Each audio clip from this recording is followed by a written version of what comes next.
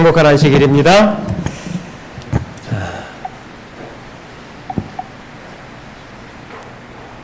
이 안식일 많이 무더우시죠? 그래도 교회 안은 그래도 우리 하나님의 은혜로 많이 시원한 그런 조건인 것 같습니다.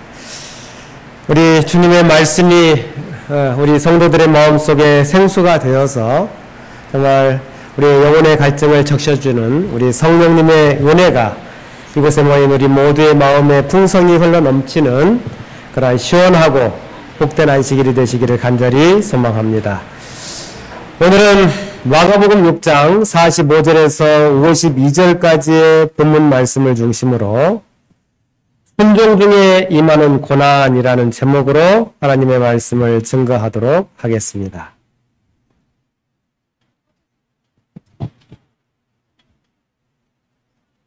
예수께서 즉시 제자들을 재촉하사 자기가 무리를 보내는 동안에 배 타고 앞서 건너편 베세다로 가게 하시고 무리를 작별하신 후에 기도하러 산으로 가시니라. 저물매 배는 바다 가운데 있고 예수께서는 홀로 무태에 계시다가 바람이 거스름으로 제자들이 힘겹게 노젓는 것을 보시고 밤 사경쯤에 바다 위로 걸어서 그들에게 오사 지나가려고 하심에 제자들이 그가 바다 위로 걸어오심을 보고 유령인가 하여 소리 지르니 그들이 다 예수를 보고 놀라니라. 이에 예수께서 곧 그들에게 말씀하여 이르시되 안심하라 내니 두려워하지 말라 하시고 배에 올라 그들에게 가시니 바람이 그치는지라.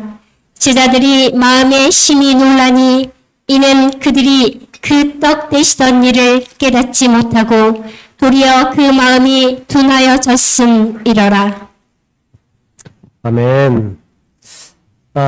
이 내용 말씀은 예수님께서 보리떡 5개와 물고기 2마리로 5,000명을 먹이신 그 기적의 사건 이후에 일어났던 그러한 사건입니다. 마지막 구절에 보면 그 마음이 둔하여졌다라는 기록이 있습니다.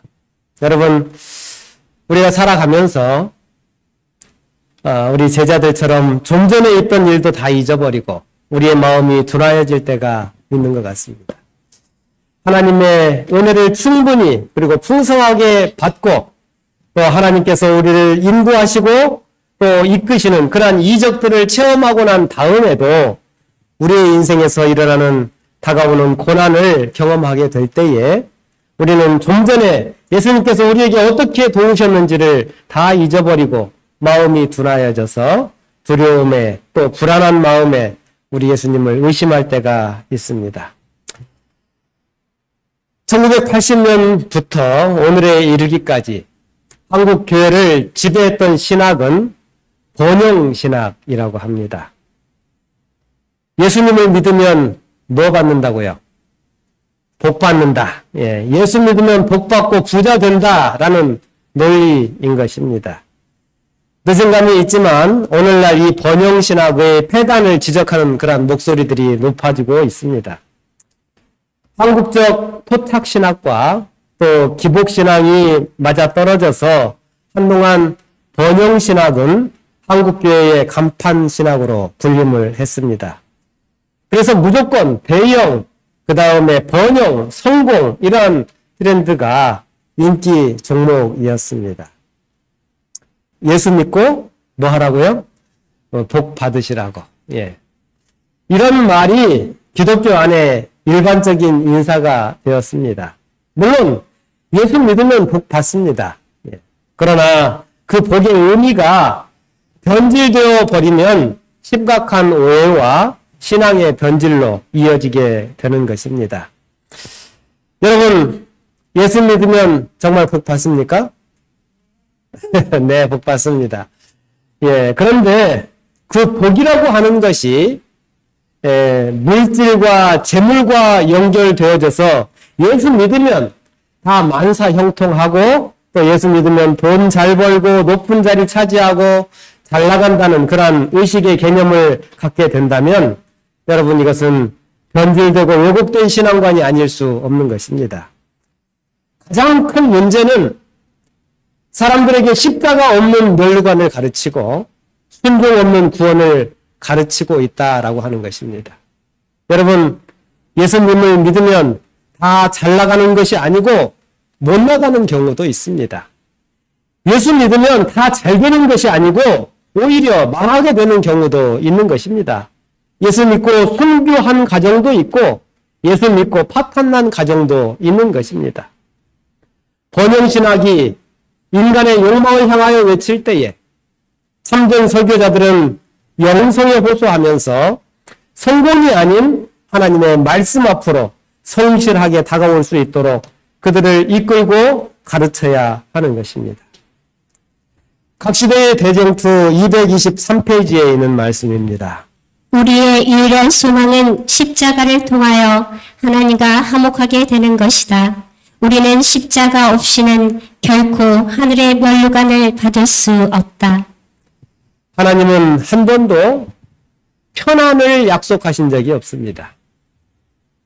하나님께서 약속하신 것은 편안이 아니고 평안을 약속하신 것입니다. 여러분, 편안과 평안의 차이를 아십니까?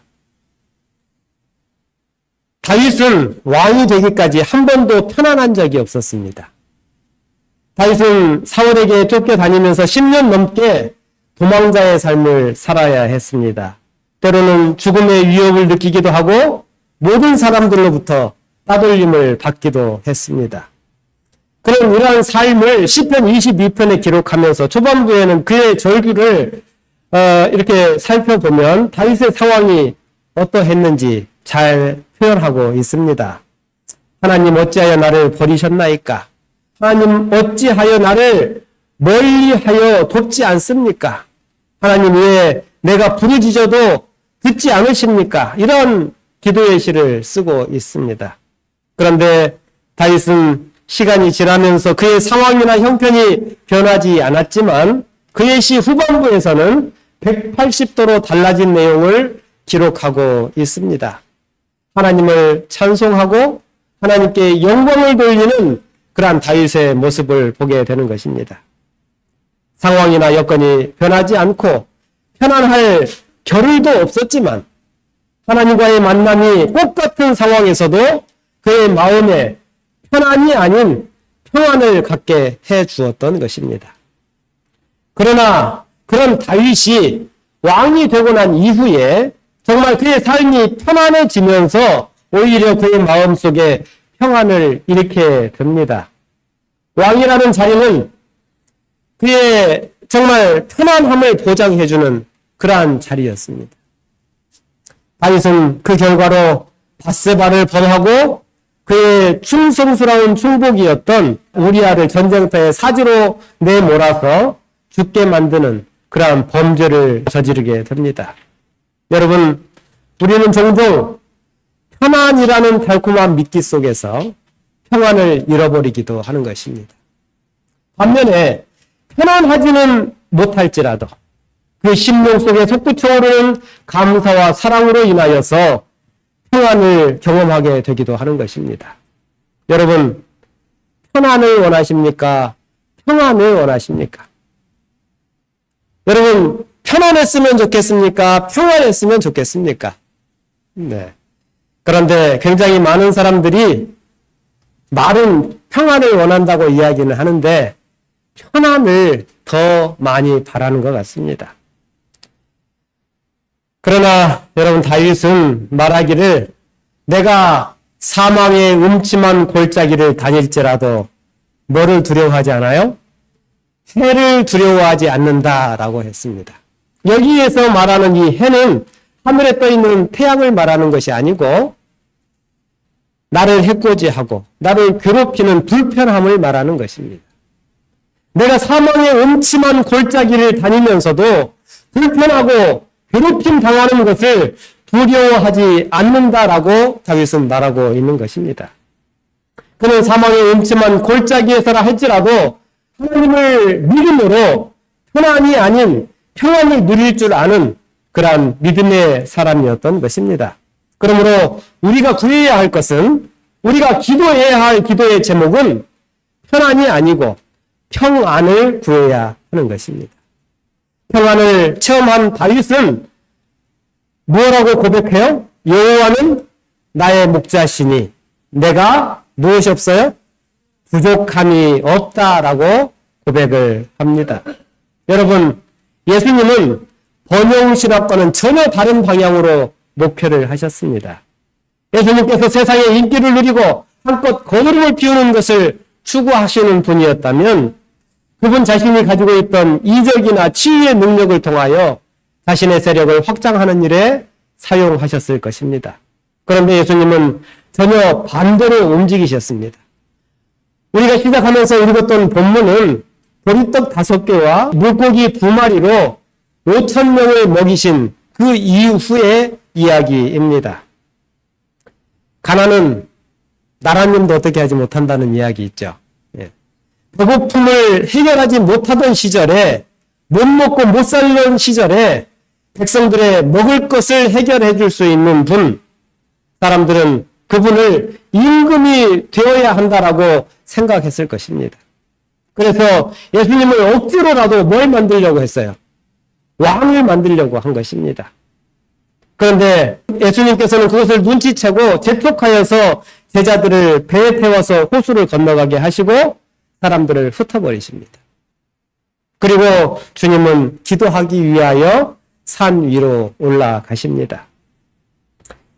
예수님의 길은 세상의 임금이 되는 길이 아니라 십자가를 향하여 가는 길이었습니다. 주님은 무리와 제자들을 향하여 말씀하십니다. 함께 읽겠습니다. 시작. 누구든지 나를 따라오려거든 자기를 부인하고 자기 십자가를 지고 나를 따를 것이니라. 아멘. 뭐를 지고 나를 따르라고요? 십자가를, 자기 십자가를 지고 나를 따르라 라고 말씀하십니다. 제자들은 예수님께서 시키는 대로 배를 타고 노를 저으면서 호수를 건너가고 있었습니다. 그런데 마가복음 6장 47절, 48절에 이렇게 기록합니다. 저물매 배는 바다 가운데 있고 예수께서는 홀로 무대에 계시다가 바람이 거스름으로 제자들이 힘겹게 노젓는 것을 보시고 밤 사경쯤에 바다 위로 걸어서 그들에게 오사 지나가려고 하시매 제자들은 예수님께서 시키는 대로 한 것입니다. 그죠? 가라고 하니까 가기 싫은데도 배를 타고 호수를 건너가고 있었습니다. 하나님의 말씀에 순종했으면 하는 모든 일들이 어떻게 돼야 돼요? 만사형통하고 길이 열려야 되지 않겠어요? 하나님이 하라고 하신 일이니까. 그런데 오히려 예수님의 말씀에 순종하려고 했는데 폭풍을 만나게 된 것입니다. 말씀에 순종했는데 높은 파도와 거친 바람이 그들을 엄습하고 그들의 생명을 위협하고 정말 사투를 벌여야 하는 그러한 상황에 내몰리게 된 것입니다.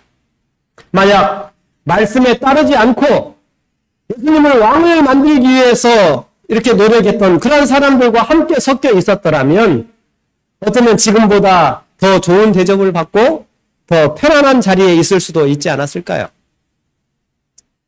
우리가 살아보면 신앙적으로 말씀에 순종하고 양심 따라 살아가면 모든 일이 잘 되시던가요? 잘 되어야 합니까? 잘 되었으면 좋겠습니까? 그런데 어떤 사람이 정말 고생을 하고 고난을 정말 심하게 당하고 있을지라도 그 사람이 하나님의 말씀에 순종하고 있기 때문에 겪고 있는 고난일 수도 있는 것입니다. 많은 사람들이 이와 같은 의식 구조를 가지고 세상을 살아가고 있습니다. 여러분, 그러나 그렇지 않습니다. 여러분, 현실적으로 우리가 경험하는 우리의 현실은 하나님의 말씀에 순종하고 있음에도 불구하고 어려움을 겪고 시련을 겪는 그러한 현실 속에 우리는 살아가고 있는 것입니다. 하나님의 말씀을 따라가는데도 불구하고 거친 바람과 폭풍 속에서 정말 죽을 고생을 하는 사람들이 있는 것입니다. 이때 예수님께서 물 위를 걸어오시면서 그들에게 이렇게 가까이 오시면서 어떻게 하시겠다고 그랬어요? 지나가려 하셨다, 이렇게 말씀을 하고 있어요. 아니, 위급한 상황에 있는데 예수님께서 오셔서 도와주시지 않고 어떻게 하려고 하셨다고요? 지나가려고 하셨다는 거예요. 그런데 제가 그 원어를 찾아보니까 지나가시려 했다는 이 말은 실제적으로 제자들을 무시하고 그들을 버려두고 떠나려고 했던 의도가 아니라 그들에게 하나님의 임재와 신성을 드러내기 위하여서 의도적으로 가까이 오신 것을 이야기한다라고 이야기합니다. 예수님은 결코 우리의 고난을 지나치는 분이 아니십니다. 오히려 우리의 위기의 때에 우리의 곁에 더 가까이 임재하시는 것이 그분의 속성입니다. 그래서 우리의 눈이 열리고 우리의 마음이 열려서 우리가 잘못 가던 길을 돌이키고 회개할 수 있도록 하나님께 기도하고 그분을 붙들 수 있도록 하기 위하여 그분께서는 우리가 고난 가운데 있을 때에 우리 곁으로 다가오시는 것입니다. 여러분, 그런데 이렇게 말씀에 순종하고 바르게 했는데도 고난이 우리의 삶에 엄습할 때 우리는 어떻게 해야 하겠습니까? 하나님의 말씀대로 했는데도 불구하고 시련이 찾아온다면 그때 우리는 어떻게 해야 합니까? 예수님이 시키는 대로 배를 타고 호수를 건너는데 바다 가운데서 폭풍을 만나고 죽을 고생을 하며 생사의 기로에 놓이게 된 것입니다. 이럴 때에 우리는 어떻게 해야 하는 것입니까? 앞으로 갈 수도 없고 뒤로 물러날 수도 없는 그때에 우리가 알아야 할 중요한 한 가지 사실이 있는데 그것은 주님이 보고 계시다고 하는 사실인 것입니다. 다시 한번 48절 말씀 우리 다 함께 읽겠습니다. 48절 말씀입니다. 시작. 바람이 거스림으로 제자들이 힘겹게 노는 것을 보시고 밤 사경쯤에 바다 위로 걸어서 그들에게 오사 지나가려고 하시네. 나는 이렇게 말씀을 따라 순종하려고 몸부림치고 있는데 왜 하나님은 무관심하신가? 한탄하고 원망하는 말이 내 입술에서 새어나올 때에 우리가 기억해야 할 것은 주님은 모르고 계시지 않고 알고 계신다는 사실입니다. 네, 주님은 알고 계시고 주님은 보고 계신다는 것입니다. 여러분, 믿음대로 살아보려고 무진 예를 쓰고 있음에도 불구하고 여러분이 삶의 시련과 고난 가운데 있을 때에 예수님이 모르시는 것이 아니라 예수님은 모든 것을 다 알고 계신다는 것입니다. 그분이 알고 계시면 되는 것 아니겠습니까? 그런데 왜 제자들은 힘들고 고통스러운 그 고난을 경험했어야만 했냐라고 하는 것입니다. 왜냐하면 그들은 예수님이 가려고 하시는 그 십자가의 길을 이해하지 못하고 있었기 때문에 그렇습니다. 예수님을 따라다니고는 있었지만 모든 것이 잘되고 만사형통하고 예수님을 왕으로 만들어서 자신들이 좌의정 우의정 하면서 한 자리 차지할 것을 생각하면서 예수님을 따라다니고 있었던 것이죠. 제자들이 그런 마음을 가지고 있는 이상 예수님께서 세우고자 하는 십자가의 왕국은 이루어질 수 없었던 것입니다. 그래서 제자들은 이러한 시련을 겪어야만 했던 것입니다. 그러므로 우리가 겪고 있는 시련에는 다 이유가 있는 것입니다. 여러분이 갖고 있는 여러 가지 여러분의 자아와 고집을 꺾지 않고 그것을 붙잡고 있는 한 어쩌면 이 고난의 풍파와 바람은 계속해서 우리의 삶 속에 반복될 것입니다. 제자들은 명예를 중히 여기고 세속적인 복을 받는 그러한 종교, 그러한 삶을 추구하며 살아가고 있었던 것입니다. 여러분, 예수님을 믿으면 모든 것이 형통하고 모든 일이 잘 풀릴 것이라는 그런 신앙, 그런 믿음을 가지고 이곳에 오시지는 않았습니까? 그런데 우리가 따르고 우리가 믿는 예수님, 우리가 믿는 기독교는 우리가 추구하는 신앙은 그런 신앙이 아닌 것입니다. 그런데 참으로 예석하게도 오늘날 많은 교회들이 변질되어서 예수님을 믿으면 세상에서 잘 나가고 자식들이 출세하고 돈 잘 벌고 좋은 차 타고 물론 그럴 수도 있는 것이죠. 그럴 수도 있습니다. 그러나 이것이 우리가 추구하는 전부는 아니라는 것입니다. 여러분, 예수님을 믿는 더 많은 사람들이 예수님을 믿는다는 이유로 더 많이 힘들고 더 많이 괴롭힘을 받고 더 많은 고통을 참으면서 살아가고 있는 것입니다. 여러분, 돈이라고 하는 것은 복도 아니고 저주도 아닙니다. 돈을 어떻게 쓰느냐에 따라서 그것이 복이 되기도 하지만 저주가 되기도 하는 것입니다. 시대의 소망 380페이지에 있는 말씀입니다. 불신이 그들의 정신과 마음을 점령하고 있었다. 명예욕이 그들의 눈을 멀게 하였다. 그들은 예수께서 바리새인들에게 미움을 받고 계시다는 것을 알았으므로 저희가 예수께서 받으셔야 마땅하다고 생각되는 것만큼 높임을 받는 것을 보기를 몹시 원하였다. 능력 있는 이적을 행하실 수 있는 선생과 함께 있으면서도 속이는 자들이라는 비방을 받는 것은 제자들로서는 견디기 어려운 시련이었다. 그들은 과연 항상 거짓 선지자들을 따르는 자들이라는 말을 들어야 할 것인가? 그리스도께서 결코 왕으로서 당신의 권위를 주장하지 않으실 것인가? 이와 같은 능력을 가지신 분께서 자신의 진정한 신분을 나타내심으로써 왜 그들이 가는 길을 좀 더 수월하게 하지 않으셨는가? 왜 그는 침례 요한을 참혹한 죽음에서 건지지 않으셨던가? 이와 같이 억측하다가 마침내 제자들은 심한 영적 흑암 속에 빠지게 되었다. 바리새인들이 주장하는 대로 예수가 과연 사기꾼은 아닐까 하고 그들은 의심하였다. 네. 제자들이 지금 바다에서 바람과 파도와 싸우고 있는 것처럼 보이지만 실상은 더 거센 바람과 파도가 일어나는 곳이 있었는데 어디에서요? 제자들의 마음속에서 더 거센 파도와 바람이 일고 있었던 것입니다. 그들의 생각하는 종교, 그들이 기대하는 신앙과 믿음이라고 하는 것이 변질되고 왜곡되어 있었기 때문에 그들의 마음속에 예수님께서 5,000명을 먹이실 수 있는 그러한 분이신데 이스라엘의 왕으로 왜 등극하지 않는가라는 생각을 하고 있는 것입니다. 왜 그분은 그렇게 한사코 마다하고 피하여 도망만 가는가?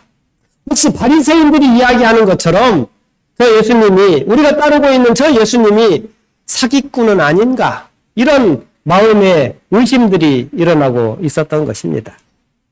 거센 의심의 폭풍이 그들의 마음속에서 일어나고 있을 때에 그 폭풍이 그들이 타고 있는 배와 그들의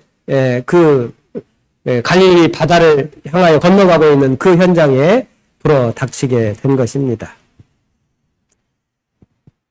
여러분, 우리가 우리의 삶에 일어나고 있는 거센 바람과 파도가 우리에게 밀려올 때에 그것을 우리가 이겨내야만 하는 것입니다. 우리의 현실의 파도를 이겨내기 위하여 먼저 우리가 이겨내야 할 것이 있는데 그것은 무엇인가 하면 우리의 마음속에 일어나고 있는 바람과 파도를 먼저 이겨내야 하는 것입니다. 잘못된 기대의 파도, 왜곡된 신앙의 파도를 넘어서야 한다는 것입니다. 그러므로 우리의 역경이 몰려올 때에 우리는 어떻게 처신해야 할 것인가? 순종하고 있음에도 우리에게 고난과 아픔이 몰려올 때에 우리는 자신을 돌아보면서 의심하고 낙담하는 사람이 아니라 끝까지 충성하면서 믿음의 걸음을 멈추지 않는 그러한 성도들이 되시기를 간절히 바랍니다. 하나님을 알고 계시고 보고 계시다는 사실을 우리 모든 성도들이 믿고 확신하게 되시기를 간절히 바랍니다. 종로의 계단 380페이지에 있는 말씀입니다. 하나님께서 당신의 자녀들에게 시련을 허락하신 것은 그들이 겸손해지고 당신께 더 가까이 나아오게 하기 위함이다. 시련 속에서 그들은 하나님의 임재를 더 깊이 느낄 수 있다. 많은 사람들이 그 고비를 넘지 못하고 중도에 포기해버립니다. 내 삶에 다가오는 그 시련이 너무 크고 아파서 그동안에 내가 믿고 의지했던 하나님을 떠나가는 가슴 아픈 일들이 있는 것입니다. 빙판의 여왕, 올림픽 금메달리스트였던 김연아 선수를 우리가 아십니다. 그 김연아 선수가 이런 말을 했습니다. 난 훈련을 하다 보면 늘 한계가 온다. 어느 때는 근육이 터져버릴 것 같고 어떤 때는 숨이 목 끝까지 차오르며 어느 때는 주저앉고 싶은 순간이 온다. 이런 순간이 오면 마음속에 누군가가 말을 걸어온다.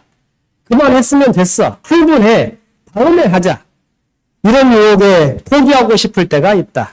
하지만 이때 포기하면 전혀 훈련하지 않은 것과 다름이 없다. 99도까지 열심히 온도를 올려놓아도 1도를 올리지 못하면 물은 끓지 않는다. 물을 끓이는 마지막 1도, 포기하고 싶은 그 마지막 1도를 참아내는 것이 중요하다. 이 순간을 넘어야 다음 문이 열리기 때문이다. 가장 힘든 순간, 우리 주님은 우리를 위하여 기도하고 계십니다. 그때에 어떤 이는 포기하고 어떤 이는 끝까지 충성을 다합니다. 하나님의 뜻대로 살았습니까? 하나님의 뜻대로 순종하고 참고 희생했는데 그럼에도 불구하고 여러분의 삶에 고통과 시련이 닥쳐와 있습니까? 이때 우리는 어떻게 해야 할까요? 포기해야 하겠습니까? 이제 그만해야겠다. 이건 안 되는 일이었나 보다. 사랑하는 성도 여러분, 그때 그 순간 여러분 순종을 포기하지 않는 그러한 믿음의 백성들이 되시기를 간절히 기도합니다. 그때 그 순간 마지막 1도를 넘어서는 그러한 견뎌내는 믿음의 백성들이 되시기를 간절히 기도합니다. 여러분, 우리가 파도를 넘지 못하면 또 더 큰 파도가 우리를 기다리고 있을 것입니다. 그러나 여러분 알고 보면 파도는 우리를 성장하게 만드는 것입니다. 시련의 파도는 우리를 믿음의 성장으로 이끌어 가는 것입니다. 늘 편안하고 늘 안락하고 늘 잔잔한 바다만을 원하는 사람들은 성장을 기대할 수가 없는 것입니다. 먼 바다에 나가서 거칠고 큰 파도들과 싸워 이기고 거기에서 그물을 치고 낚시를 내릴 때에 크고 싱싱한 고기를 잡아 올릴 수 있는 것입니다. 우리의 신앙도 마찬가지입니다. 편안하고 안락하기만을 추구하는 사람들은 신앙의 참된 성장을 경험할 수가 없는 것입니다. 여러분의 삶에 고난이 있습니까? 남모르는 시련 중에 계시는 분이 계십니까? 그것은 여러분의 신앙의 성숙을 위한 과정임을 기억하시게 되기를 바랍니다. 하나님께서 모르시고 계시는 것이 아니라 하나님께서는 여러분의 그 한계에 더 성장하기를 원하시는 하나님의 섭리 속에 여러분이 계시다는 사실을 기억하시게 되기를 간절히 바랍니다. 시대의 소망 381페이지에 있는 말씀입니다. 그리스도께서는 당신의 제자들이 고통을 겪는 것을 아셨고 그들을 버려두지 않으셨다. 그분은 그들의 고난을 주의 깊게 살피셨고 당신의 도움을 가장 적절한 때에 보내셨다. 얼마 전에 하당에 있는 이 롯데 맥스마트, 그 마트에 제가 갈 일이 있어서 그 마트에 간 적이 있는데 그날따라 마트에 사람이 거의 없었습니다. 그런데 어느 젊은 부부가 아이와 함께 마트에 왔는데 그 같이 온 아이가 너무 기분이 좋았는지 이리 뛰고 저리 뛰고 막 뛰어다니는 것입니다. 이제 겨우 걸음을 이렇게 시작한 것 같은 아이인데 굉장히 잘 뛰고 걷더라고요. 근데 이 엄마가 그 아이가 이렇게 왔다 갔다 아빠한테 갔다 엄마한테 갔다 이렇게 같이 뛰다가 어느 순간인가 이 아이가 이제 더 재미있는 걸 원했는지 엄마 아빠를 피해서 이제 도망치기 시작하는 것입니다. 그래서 막 도망을 치는데 뒤에서 이렇게 막 아이를 부르면서 쫓아오던 엄마가 쫓아오기를 멈추고 숨어버린 거예요. 그런데 이 아이가 막 도망치다가 어쩌다가 이제 좀 이상한 걸 느꼈는지 뒤를 딱 돌아봤는데 자기 엄마가 서 있을 것이라고 생각했던 자리에 엉뚱한 아저씨가 이렇게 서 있는 거예요. 제가 거기 서 있는데 이 아이가 저하고 눈이 딱 마주치더니 막 울어버리는 것입니다. 이 아이가 엄마라고 생각했던 그 자리에 엉뚱한 사람이 서 있는 것을 보고 울음을 터뜨린 거예요. 왜 울었을까요? 네. 여러분, 만약에 이 아이가 그 뒤에 숨어서 자기를 엄마와 아빠가 지켜보고 있다는 것을 알았다면 이 아이가 어땠을까요? 여러분, 우리가 하나님께서 우리를 보고 계시다는 사실을 아는 것, 그것과 우리가 알지 못하는 것은 이렇게 다른 것입니다. 인생의 파도가 치고 시련이 닥칠 때에 하나님께서 우리를 알고 계시고 우리를 지켜보고 계시다는 것을 믿게 되는 우리 성도들이 되시기를 간절히 바랍니다. 48절에 있는 말씀을 우리 읽겠습니다. 바람이 거스름으로 제자들이 힘겹게 노젓는 것을 보시고 밤 사경쯤에 바다 위로 걸어서 그들에게 오사 지나가려고 하시매. 밤 사경이라는 이 시간은 새벽 5시부터 한 6시 정도까지의 시간을 이야기합니다. 이 새벽 3시라고 하는 시간은 가장 어둡고 앞이 보이지 않는 시간입니다. 그런데 그 시간에 주님께서 제자들을 찾기 위하여 오십니다. 주님의 도움의 손길은 가장 어둡고 앞이 보이지 않을 때에 주님은 우리에게 더 가까이 다가와 계시다는 사실을 기억하시게 되기를 간절히 바랍니다. 물에 빠져서 조난당한 사람들을 구할 때에 노련한 구조대원은 조난당한 그 사람에게 곧바로 달려들지 않는다고 그럽니다. 어떻게 할까요? 예. 힘이 빠질 때까지 기다린다는 것입니다. 예. 조난당한 사람의 힘이 있을 때에 가까이 가면 구조하러 간 사람까지 위험해진다는 것이죠. 왜냐하면 자신이 힘이 있기 때문에 구조로 하러 온 그 사람을 강하게 붙들어서 두 사람 다 옴짝달싹 못하고 위험에 처하게 되는 것입니다. 그래서 노련한 구조대원은 조난자가 힘이 빠질 때까지 기다립니다. 그리고 더 이상 힘을 쓸 수 없는 상황이 되었을 때에 그 조난자를 구해내는 것이죠. 여러분, 때때로 우리가 힘이 있어서 내가 뭔가를 할 수 있고 능력이 있다고 생각할 때는 하나님의 도움의 손길이 이르러 오지 않을 수 있습니다. 그러나 주님께서 생각하시는 가장 적절한 시간에 주님은 우리를 구하러 오실 것입니다. 우리가 원하는 시간이 아닐 수 있습니다. 그분이 보실 때에 가장 적절한 좋은 타이밍, 적절한 시간에 우리에게 다가오실 것입니다. 2차 세계대전 당시에 나치의 라벤스부르크 수용소에 한 늙은 랍비 한 명이 있었습니다. 그 처절한 현장에서 그는 늘 사람들을 격려하면서 밤이 오고 아침이 밝아올 것이라는 노래를 가르쳤습니다. 밤은 지나가고 아침은 밝아오리니. 그 시련의 시간에 이 늙은 랍비를 따라서 사람들은 노래를 배웠고 함께 노래를 부르면서 위안을 얻었습니다. 그러나 시간이 흘러가면서 아침이 오지 않았습니다. 사람들은 가스실로 끌려가서 죽임을 당하였고 그 사람들은 절망 속에 그들이 가지고 있는 희망들이 다 사라져버리는 그러한 두려움에 떨게 되었습니다. 희망이 사라지자 사람들은 더 이상 노래를 부르지 않았습니다. 예배도 드리지 않았습니다. 그리고 사람들은 이 늙은 랍비를 저주하고 무시하기 시작했습니다. 그를 거절했습니다. 당신이 말하는 하나님은 도대체 어디에 있는 것이냐? 사람들은 이 늙은 랍비가 거짓된 희망으로 자신들을 속였다고 화를 내기 시작했습니다. 그런데 어느덧 2차 세계대전이 끝나고 수용소의 문이 활짝 열렸습니다. 그들이 해방된 것입니다.